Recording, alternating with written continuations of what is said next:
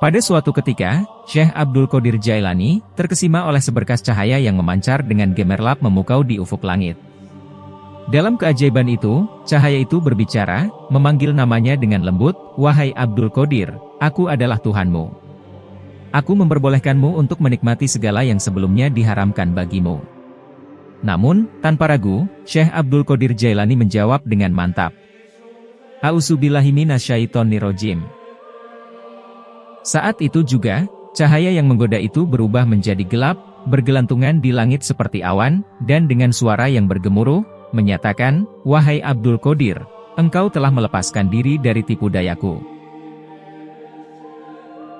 Assalamualaikum warahmatullahi wabarakatuh. Sahabat-sahabat muslimin dan muslimat, mukminin wal mukminat, channel kisah islami terkini rohimakumullah. Syekh Abdul Qadir Al-Jailani adalah sosok yang mempesona, dikenal sebagai Syekhnya Zakolain, Syekh yang menguasai segala yang ada di antara jin dan manusia. Beliau adalah sosok wali yang tak tertandingi dalam kewaspadaan, wusyul kepada Allah, dan derajat kesucian. Martabat beliau tinggi, perilakunya luhur, serta kesempurnaan rohani yang menjadikan beliau sebagai panutan. Beliau adalah Abu Muhammad Abdul Qadir Al-Jailani. Semoga Allah senantiasa meridhoi beliau. Beliau adalah keturunan Syekh Abi Soleh Musa Janki Dausat, dari garis keturunan yang mulia dan terpandang. Syarifah Fatimah Az-Zahra, nasabnya dari junjungan kita, Nabi besar Muhammad, Shallallahu Alaihi Wasallam, adalah ibunda beliau. Nasab atau silsilah keturunan Syekh Abdul Qadir Al-Jailani, bagaikan sinar terang di pagi hari, memancarkan keagungan dan kejayaan. Silsilah keturunan ini telah terpatri kuat dalam sejarah, melekat dengan erat pada wajah Nabi Adam alaihissalam, sehingga malaikat langit pun tunduk sujud. Ini adalah kisah yang disanjung dalam kitab Allah, dan siapapun yang mencoba menantang kebenarannya akan menemui kekalahan. Syekh Abdul Qadir Al-Jailani, lahir di Dusun Jilan, sebuah kota yang tersembunyi di luar jangkauan umum, pada tanggal 1 Ramadan 471 Hijriah. Bahkan sejak bayi, dalam bulan Ramadan, beliau menolak menyusu, karena mendapat perlindungan langsung dari Allah Subhanahu wa Ta'ala.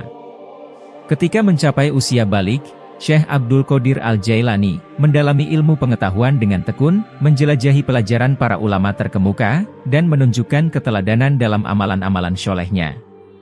Kemajuan dan keutamaannya dalam bidang ilmu dan amal ibadah melampaui batas kemampuan manusia biasa, bahkan menyamai keindahan burung merak yang mempesona. Melalui perjalanan belajarnya, beliau menyerap pengetahuan fikih dari para guru terkemuka seperti Syekh Abil Wafaq Ali bin Akil, Syekh Abil Khotob Al-Hawazani Mahfudz bin Ahmad Al-Jalil, dan Syekh Abil Husaini Muhammad bin Al-Qodi Abiyala. Dalam bidang adab, kebijaksanaan beliau semakin meluas setelah belajar dari Syekh Abi Zakaria Yahya bin Ali At-Tiberizi, menunjukkan kesungguhan dan keuletannya dalam mengejar kebenaran. Dengan bimbingan yang mendalam dari guru-gurunya, termasuk Syekh Abil Khairi Muhammad bin Muslim Ad-Debas, dan Syekh Qodi Abi Said Al-Mubarak, Syekh Abdul Qadir Al-Jailani terus menapaki jalan spiritual yang menjadikannya teladan bagi umat Islam. Dengan cita-cita yang tinggi, Syekh Abdul Qadir Al-Jailani mampu mengatasi godaan nafsu syaitoniyah yang menyesatkan. Beliau selalu bersikap tegas, meninggalkan kesenangan dunia, demi mengejar ketakwaan kepada Allah. Selama 25 tahun, beliau mengembara ke hutan, di negeri Irak, tanpa mengenal, atau dikenal oleh siapapun. Meskipun banyak yang mencemooh, dan mengabaikannya, beliau tetap tabah menghadapi tantangan, dan kekhawatiran, memperjuangkan misi spiritualnya. Mengenakan jubah dari bulu, dengan kepala tertutup sobekan kain, beliau berjalan tanpa sandal melintasi tanah berduri dan terjal. Makanannya terbatas pada buah-buahan, dan sayuran yang sudah dibuang, seringkali beliau tidak makan selama berhari-hari. Suatu hari, beliau mendapati kantong uang dirham, dan makanan. Dianggaplah sebagai hadiah. Namun saat menikmati makanan, beliau disadarkan oleh sebuah pesan, yang menegaskan pentingnya menahan hawa nafsu. Tanpa ragu, beliau meninggalkan makanan tersebut dan beralih untuk beribadah kepada Allah. Dalam pengembaraannya, beliau menyadari bahwa dirinya senantiasa dalam lindungan Allah, dan selalu diberi pertolongan. Syekh Abdul Qadir Al-Jailani, radhiyallahu an, menjalani perjalanan pertamanya ke kota Irak, dengan mendapat pengawalan dari Nabi Khidir. Meskipun awalnya belum mengenal Nabi Khidir, beliau menerima syarat-syarat ketat untuk tetap patuh selama perjalanan tersebut, menghindari segala bentuk penyimpangan yang dapat mengakibatkan perpisahan dengan Nabi Khidir. Selama 3 tahun, Syekh Abdul Qadir Jailani taat duduk di tempat yang ditetapkan dengan kunjungan rutin Nabi Khidir setiap tahun. Pada suatu waktu, dalam masa riyadoh, terjadi peristiwa di mana beliau mengalami mimpi yang berulang kali dan mengeluarkan mani atau mimpi basah. Namun dengan keteguhan hati beliau segera bangun, lalu mandi di sungai, supaya menjaga kesucian dirinya. Tetapi, beliau terus berulang kali mimpi basah, dan mandi tersebut dilakukannya sampai 40 kali. Kebiasaan mulia beliau dalam menjaga wudhu, serta kesempurnaan akhlaknya, tercermin dalam segala aspek kehidupannya. Meskipun beliau pernah berpura-pura bisu dan gila, itu hanya menjadi bukti kewaliannya, dan kesungguhan beliau dalam menegakkan kebenaran. Tindakan-tindakan luar biasa ini, bersama dengan pengetahuan dan amalannya yang mendalam, menjadikan reputasi beliau melebihi para ulama pada zamannya. Suatu ketika, 100 ulama ahli fikih Baghdad berkumpul untuk menguji kemampuan Syekh Abdul Qadir Jailani. Mereka membawa masalahnya masing-masing, ingin melihat apakah beliau mampu memberikan jawaban yang memuaskan. Ketika Syekh Abdul Qadir Jailani tiba di majelis, suasana menjadi tegang. Namun, dengan rendah hati, beliau menundukkan kepala. Tiba-tiba, cahaya bersinar dari dadanya, membuat para ulama itu terkesima. Di benak mereka yang tadinya dipenuhi keraguan dan perselisihan, seakan-akan dibersihkan oleh cahaya itu. Mereka menjadi bingung, gemetar, dan tak mampu berkata-kata. Melihat hal itu, Syekh Abdul Qadir Jailani, dengan penuh kesabaran memberikan jawaban yang cerdas, dan mendalam terhadap masalah-masalah yang diajukan. Setelah mendengar jawaban beliau, para ulama itu baru mengakui kehebatan dan kebijaksanaan beliau. Mereka merasa terdorong untuk tunduk pada keilmuan dan spiritualitas yang dimiliki oleh Syekh Abdul Qadir Al-Jailani. Setiap harinya, beliau memberikan pelajaran yang berharga dalam 13 macam ilmu. Membimbing dan menginspirasi banyak orang dengan ajaran-ajaran kebijaksanaan dan keteladanan. Syekh Abdul Qadir Al-Jailani pernah dihadapkan pada sebuah masalah yang sulit. Seorang pemuda yang melanggar sumpahnya atas nama Allah. Yang sumpahnya ialah, jika istrinya ditalak 3 kali olehnya, maka ia akan melakukan ibadah kepada Allah, yang tidak sedang dikerjakan oleh orang lain. Pada saat itu, masalah ini membingungkan banyak ulama, namun Syekh Abdul Qadir Jailani dengan bijak memberikan jawaban yang memecahkan teka-teki tersebut. Beliau menyarankan agar pemuda tersebut pergi ke Mekah Al-Mukarramah dan menunggu sampai saat orang-orang tawaf di sana, sudah tidak ada orang yang melakukannya. Ketika situasi tersebut terjadi, pemuda tersebut dapat melakukan tawaf 7 kali sebagai ibadah kepada Allah. Dengan demikian, pemuda tersebut memenuhi sumpahnya tanpa melanggar aturan agama. Syekh Abdul Qadir Jailani tampil dengan pakaian ulama yang khas, jubah besar yang meliputi muka dan kepala. Ketika menerima tamu, beliau ramah dan membuka kerudungnya. Saat mengajar, beliau duduk di kursi tinggi untuk memastikan semua orang dapat melihatnya dan mendengar suaranya dengan jelas. Terkadang, suasana seolah-olah memungkinkan beliau berjalan di awan sebelum kembali ke kursi.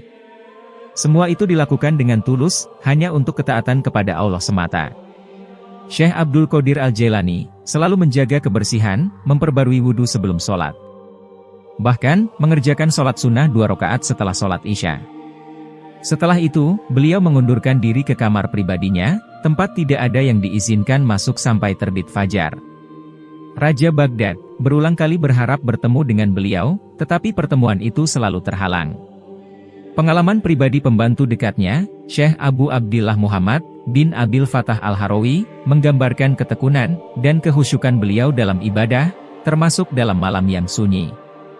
Syekh Abil Fatah berkata, pernah aku bermalam semalam di rumah beliau, maka aku tahu beliau sholat sunnah sebentar, pada permulaan malam. Kemudian berzikir kepada Allah, sampai melewati sepertiga dari permulaan malam. Kemudian beliau membaca Asma Ad-Dom 9, yaitu Al-Muhi, Ar-Robbu, As-Sayyidu, Al-Hasibu, Al-Fa'alu, Al-Hollaku, Al-Bari'u, Al-Musawiru. Beliau naik ke angkasa, sampai hilang dari pandanganku, setelah itu kembali lagi ke kamarnya. Kemudian beliau sholat, berdiri di atas kedua kaki, serta membaca Al-Quran sampai habis. Waktu sepertiga malam yang kedua, sholat beliau, sujudnya sangat panjang, kemudian duduk, menghadapkan jiwanya ke hadirat Allah, murokobah kepadanya, sampai terbit fajar dengan sopan, dan merendah, berdoa kepada Allah. Meski begitu, kesucian dan kebenaran ajaran beliau, tercermin dalam cahaya yang memenuhi kamar pribadinya, sehingga melindungi beliau dari pandangan mata. Syekh Ibnu Abil Fatah meneruskan, saya teringat, saat ada yang memberi salam kepada beliau di sana, Assalamualaikum, dan Syekh Abdul Qadir Jailani menjawabnya. Peristiwa semacam ini terjadi hingga beliau menunaikan sholat fajar. Dengan lugas, beliau menegaskan bahwa, sebagai seorang ahli tasawuf yang siap menjadi penerang, hal seperti itu tidak boleh terjadi tanpa anugerah ilmu dari Allah. Politik, kepemimpinan negara, ilmu hukum, serta kearifan, hukumnya pun menjadi sorotan. Syekh Ibnu Fatah melanjutkan, pada suatu hari, ada yang melapor kepada Syekh Abdul Qadir Al-Jailani, bahwa, ia pernah melihat Allah Ta'ala dengan kedua matanya. Ketika Syekh Abdul Qadir Jailani menanyakan kebenaran pengakuan itu, orang tersebut mengakuinya. Namun, beliau tegas melarangnya, untuk menyatakan hal tersebut lagi. Dengan penekanan, agar berhati-hati dalam ucapannya yang dapat disalahartikan. Kemudian, beliau menjelaskan kepada para hadirin bahwa, orang yang melihat cahaya keindahan Allah, sebenarnya adalah mata hatinya. Cahaya itu menembus kedua matanya, dan membuatnya mampu melihat dengan mata hatinya. Namun, orang tersebut masih belum sepenuhnya memahami hal tersebut. Mendengar penjelasan itu, para ulama dan ahli tarekat menjadi gemetar, dan kebingungan. Syekh Ibnu Abil Fatah berkisah, bahwa suatu ketika, Syekh Abdul Qadir Jailani, melihat sebuah cahaya berkilauan menerangi ufuk langit. Dan tidak lama kemudian, cahaya itu menampakkan diri seraya memanggil-manggil, wahai Abdul Qadir, aku adalah Tuhanmu. Sungguh, aku memperbolehkan untukmu, segala yang diharamkan. Tanpa ragu, Syekh Abdul Qadir Jailani menjawab, A'udzubillahi minasyaitonirrajim. Yang artinya, aku berlindung kepada Allah, dari setan yang terkutuk. Seketika itu, cahaya tersebut berubah menjadi gelap, dan menyerupai awan, seraya bersuara keras, wahai Abdul Qadir, engkau telah selamat dari ulah sesatku. Setelah selamat dari godaan jin, Syekh Abdul Qadir Al-Jailani memuji Allah Ta'ala atas anugerah dan keselamatan yang diberikannya. Ketika ditanya bagaimana beliau bisa mengetahui bahwa itu adalah jin, beliau menjawab bahwa dari ucapan jin tersebut, beliau menyadari bahwa Allah tidak akan memerintahkan untuk berbuat zolim. Syekh Abdul Qadir Al-Jailani tidak pernah mengagung-agungkan orang kaya, atau berdiri untuk menerima kedatangan raja, atau orang-orang berkedudukan. Bahkan, ketika seorang raja datang untuk mengunjunginya, beliau tidak menerima hadiah dari sang raja, yang membuat raja tersebut mencemoohnya. Namun, ketika raja tersebut membawa sebuah hadiah, yaitu buah apel, yang tanpa disadari berisi darah dan nanah, Syekh Abdul Qadir Al-Jailani kemudian menolaknya dengan tegas. Raja itu kemudian meminta maaf, dan bertaubat di hadapan beliau, dan akhirnya menjadi sahabat beliau hingga akhir hayatnya. Para sahabat muslimin dan muslimat, mukminin wal mukminat, channel kisah islami terkini rohimakumullah. Keistimewaan-keistimewaan Syekh Abdul Qadir Al-Jailani masih sangat banyak. Bahkan melebihi cahaya matahari di puncaknya. Karomah beliau tak terbatas hanya itu saja. Oleh sebab itu, alangkah baiknya sahabat mensubscribe channel ini, dan aktifkan lonceng notifikasinya. Agar sahabat tidak ketinggalan kisah karomah-karomah beliau selanjutnya. Kami kisah islami terkini pamit undur diri. Wassalamualaikum warahmatullahi wabarakatuh.